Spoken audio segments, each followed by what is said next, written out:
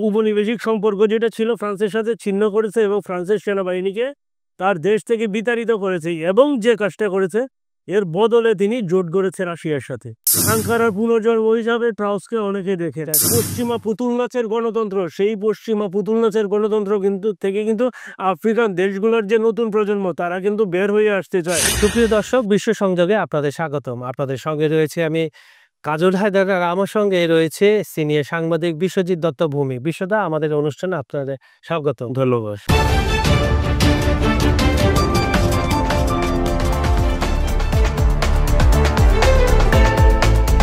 পশ্চিমা সাম্রাজ্য আমরা দেখেছি আফ্রিকাকে প্রায় সব সময় শাসন করে আসছে। আফ্রিকা, আপনি জানেন যে পৃথিবী এর হীরা, স্বর্ণ এবং তেলের জন্য খুব বিখ্যাত। এখন পশ্চিমা সাম্রাজ্য থেকে আফ্রিকাকে বের হয়ে আসছে, নতুন কি কোনো নেতার আবির্ভাব হচ্ছে? আফ্রিকা মহাদেশের মোট দেশ হচ্ছে 53টা। এর মধ্যে সবচেয়ে দরিদ্র দেশ হচ্ছে বুর্কিনা ফেসো। বুর্কিনা ফেসো হচ্ছে ফরাসি কলোনি ছিল, ওর মুদ্রার নাম হচ্ছে CFA। এখন দেখেন বুর্কিনা ফেসোর আগে স্বাধীন হয় 1960 সনে। তখন বুর্কিনা ফেসোর নাম ছিল আপার ভোল্টা। আপার ভোল্টা থেকে বুর্কিনা ফেসোর নাম হয় 1985 সনে। 85 সাল। এইখানেই বিষয়টা কিভাবে নাম হয় সেইটাই হচ্ছে, বুর্কিনা ফেসোর নাম ছিল আপার ভোল্টা। আপার ভোল্টা থেকে বুর্কিনা ফেসো, আজকের বুর্কিনা ফেসো। সেই নামটা কিন্তু করেছিল আরেক মার্ক্সবাদী বিপ্লবী, আচ্ছা, যাকে বলা হয়েছে আফ্রিকার চে গুয়েভারা। তিনি কে? তিনি হচ্ছে টমাস সাঙ্কারা। তিনি আফ্রিকা এবং বুর্কিনা ফেসোর কিংবদন্তি নেতা, যিনি হচ্ছে মাত্র 33 বছর বয়সে যিনি হচ্ছে অভ্যুত্থানের মধ্যে ক্ষমতা দখল করে 1983 সনে, এবং তিনি মাত্র 4 বছর বুর্কিনা ফেসোকে শাসন করেন এবং তিনি হয়ে ওঠেন কিংবদন্তি নেতা। এবং 83 থেকে 87 হচ্ছে তিনি আরেক অভ্যুত্থানে মারা যায়। ইব্রাহিম ট্রাউসকে বলা হয় বুর্কিনা ফেসোর ইয়ে যুগের সাঙ্কারা। সাঙ্কারা একটু কেন বলা হয় সাঙ্কারাটা আসলে কেন, সাঙ্কারা কেন বলা হয়? কেন?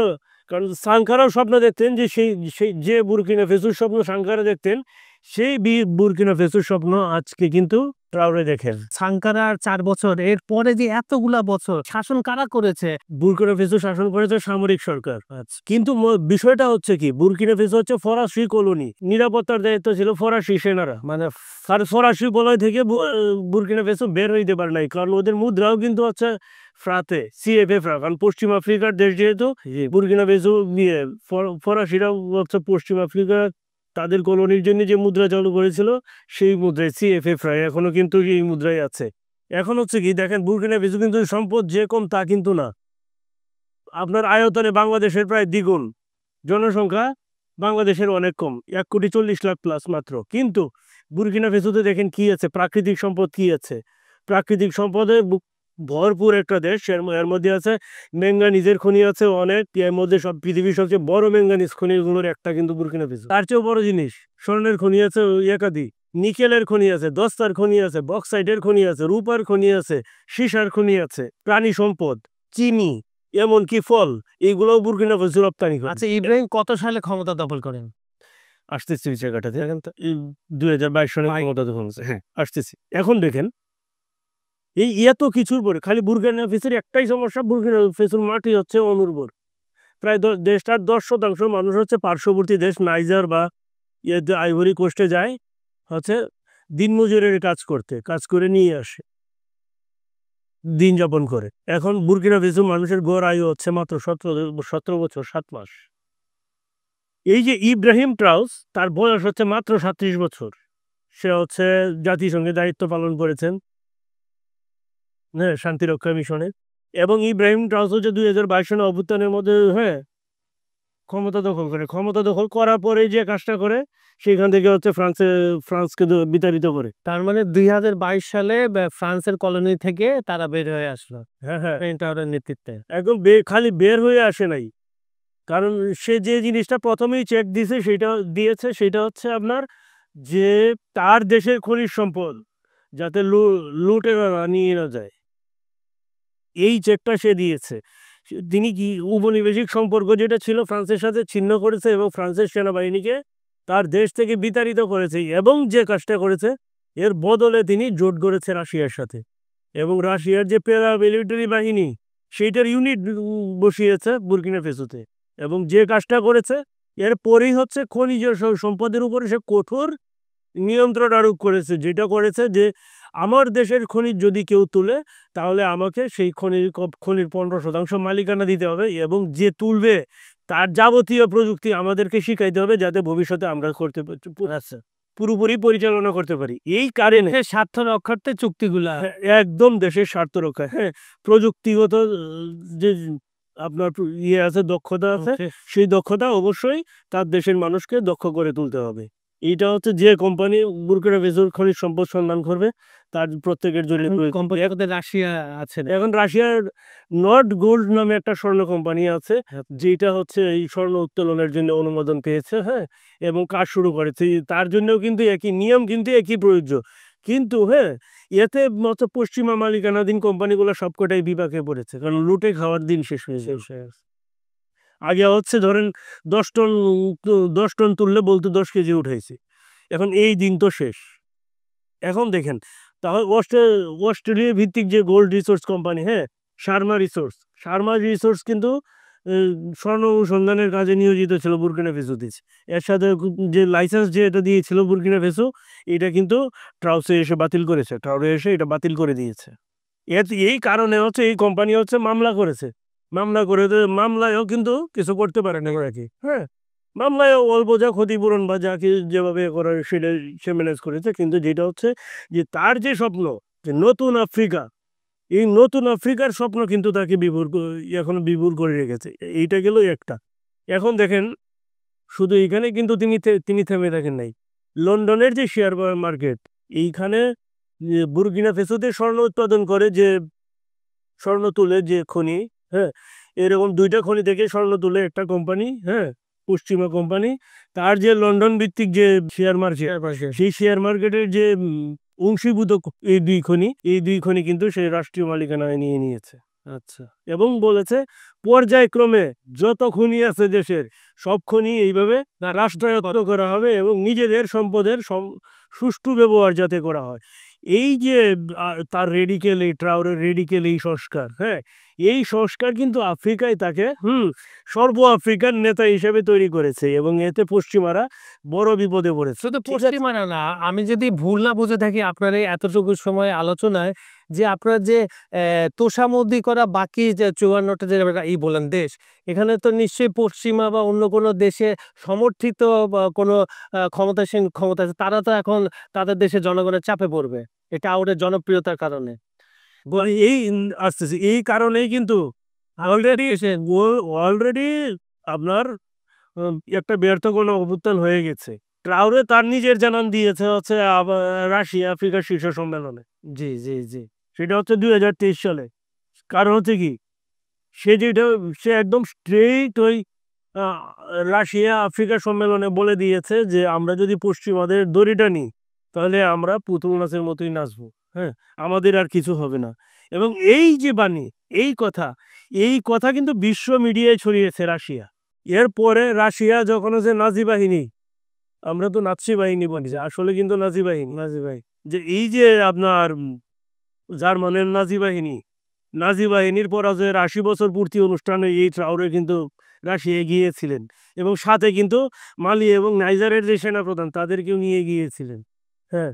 এবং সেইখানে তিনি যে জিনিসটা করেছে, যে সন্ত্রাসবাদ এবং উপনিবেশবাদের বিরুদ্ধে আফ্রিকাকে যে কোনোভাবে জয়ী হইতে হবে, এই দৃঢ় প্রত্যয়ের বিষয়টা কিন্তু তিনি যে যাদেরকে নিয়ে গিয়েছিলেন তাদেরকেও কিন্তু এর এই এটাতে অনুপ্রাণিত করতে পেরেছেন, এবং এটা তাদের পছন্দ হয়েছে।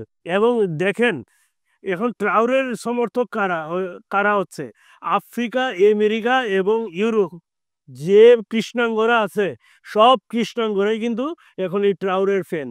এখন এই ট্রাউরের কিন্তু ফ্রান্সের প্রেসিডেন্ট কোনোভাবেই ভালো দৃষ্টিতে দেখে না। তিনি বারবারই একটা কথা বলছেন যে আফ্রিকায় যে ফ্রান্সের উপনিবেশ আছে সেই উপনিবেশে হচ্ছে রাশিয়া এবং চীন, তারা হচ্ছে হস্তক্ষেপ যে ষড়যন্ত্র চালিয়ে তাদেরকে উৎখাত করতে যাচ্ছে। বিষয়টা তো তা না, মানুষ তো আর আগের মতো নয়, এখন মানুষ শিক্ষিত হচ্ছে, এখন কি মানুষকে আর বোকা বানিয়ে রাখা যায় না। এখন মানুষ শিক্ষিত হচ্ছে, আন্তরিক ইন্টারনেটের কল্যাণে হচ্ছে, তারা হচ্ছে সারা বিশ্বকে দেখতে পায় পৃথিবীর যে কোনো জায়গায় বসে। এখন হচ্ছে তারা তাদের অধিকার সহজে জানে, সেই অধিকারের সম্পর্কে তারা সচেতন হচ্ছে, যে কারণে হচ্ছে কি এই শোষণ বঞ্চনার যে বছরের পর বছর যুগের পর যুগ যে এই শোষণ বঞ্চনা, সেই বঞ্চনা থেকে মুক্ত চায় তারা।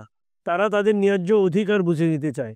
এই কারণে হচ্ছে এখন দেখেন আমরা যেটা বারবার বলতেছিলাম যে সাংখারার পুনর্জন্ম হিসাবে ট্রাউসকে অনেকে দেখে রাখে। এখন এই কারণেই যেটা হচ্ছে অ্যাফ্রোবেরোমিটার যেটা বলে যে আফ্রিকায় এখন যে পশ্চিমা পশ্চিমা পুতুল নাচের গণতন্ত্র, সেই পশ্চিমা পুতুল নাচের গণতন্ত্র কিন্তু আফ্রিকান দেশগুলোর যে নতুন প্রজন্ম তারা কিন্তু বের হয়ে আসতে চায়। 39টা দেশের কথা বলছে। এখন যেটা হচ্ছে এটা আফ্রোবেরোমিটার বলে গত বছর একটা জরিপ করেছিল, কিন্তু যেটা হচ্ছে এইটা নিয়েও কিন্তু পশ্চিমাদের বড় একটা মাথা ব্যথার কারণ। তারা হচ্ছে এখন গণতন্ত্রের ফুলঝুরি ছড়িয়ে নানাভাবে নানা কিছু বলতে চায়, কিন্তু যেটা হচ্ছে কি আদতে হচ্ছে আফ্রিকান দেশগুলোর ক্ষেত্রে হচ্ছে উল্টা।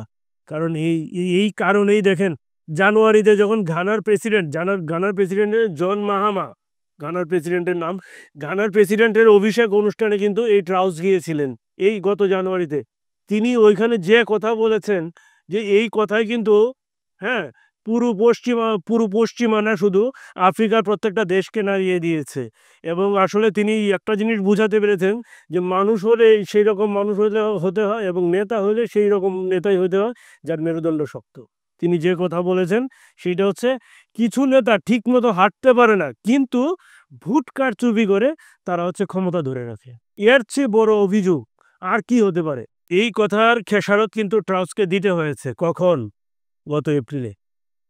গত এপ্রিলে যেটা হচ্ছে তার পার্শ্ববর্তী দেশ, যেটা হচ্ছে যে তার যে হ্যাঁ তার পার্শ্ববর্তী দেশে বসে তাকে ক্ষমতাচ্যুত করার জন্যে গণ অভ্যুত্থানের সূত্রপাত ঘটানো হয়। আর এর পিছনেই যে জড়িত সে হচ্ছে পৃথিবীর সবচেয়ে ষড়যন্ত্রকারী দেশ।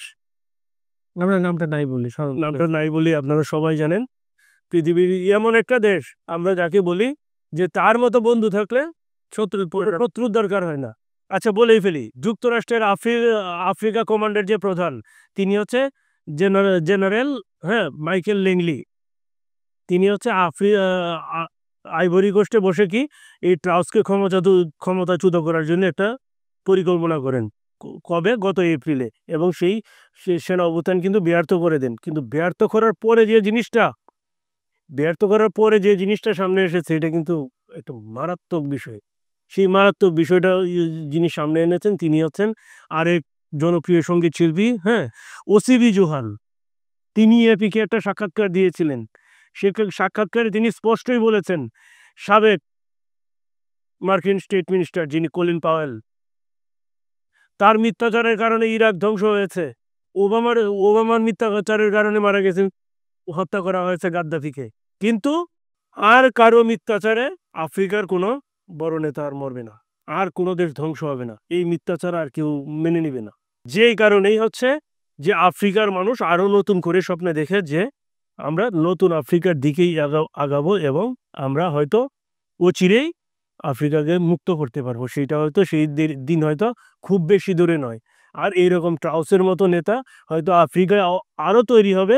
সেইটাই হচ্ছে নতুন আফ্রিকাবাসীর স্বপ্ন। আচ্ছা, আপনার কাছে আমার শেষ প্রশ্ন হচ্ছে, তো মনে করেন পশ্চিমা বলয় যেটা ফ্রান্সের ইতে ছিল এই অংশটা, এই পশ্চিমা বলয় থেকে তো বুর্কিনা ফাসোর মতো আরো অনেকগুলো দেশ বের হয়ে আসছে বা আসবে। পশ্চিম আফ্রিকার মোটামুটি সব দেশই হচ্ছে ফ্রান্স। ফরাসি। এখন ঘটনা হচ্ছে এরা বের হয়ে এসে না রাশিয়ার পেটে আবার চলে যায়, আর একটা বড় বৃহৎ শক্তির কাছে। না, এইটার সুযোগ নাই এই অর্থে আমি আপনাকে বলি। তখন হচ্ছে যে আনকন্ডিশনাল ছিল, কিন্তু এখন কিন্তু শর্ত ধরে দিচ্ছে এবং শর্ত কিন্তু মানতে বাধ্য করা হচ্ছে। তো সুপ্রিয় দর্শক, আজকে ইব্রাহিম ট্রাওরেকে নিয়ে যে আমাদের ছোট্ট আয়োজন আপনাদের কেমন লেগেছে আমাদেরকে জানাবেন। আর বরাবরের মতো আমাদের ভিডিওগুলো লাইক, কমেন্ট ও শেয়ার করবেন। আমাদের এখানে আপনারা যদি কিছু জানতে চান অবশ্যই আমাদেরকে কমেন্টে জানাবেন। আমরা চেষ্টা করব তথ্যবহুল নিউজটা আপনাদের সামনে উপস্থাপনা করার জন্য। আজকে এই পর্যন্তই, আগামীকাল আবার দেখা হবে। সবাই ভালো থাকবেন, সুস্থ থাকবেন। ধন্যবাদ সবাইকে।